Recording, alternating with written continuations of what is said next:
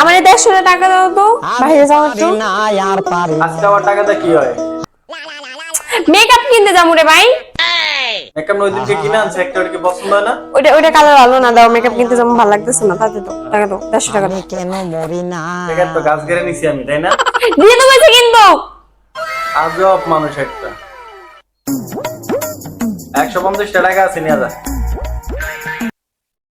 এই কার পাল্লায় বললাম এটা আজকে আমি। না না গানি করব না। তুই কত চাইছ? 150।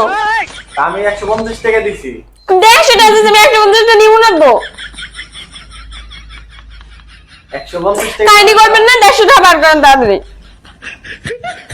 বাইরে যাবো, দেখ ওটা দাঁড়িয়ে রয়েছে। এই 150 টাকা এই 150 টাকা কয়। ও এগুলো 150 টাকা, 150 টাকা। বুঝছো?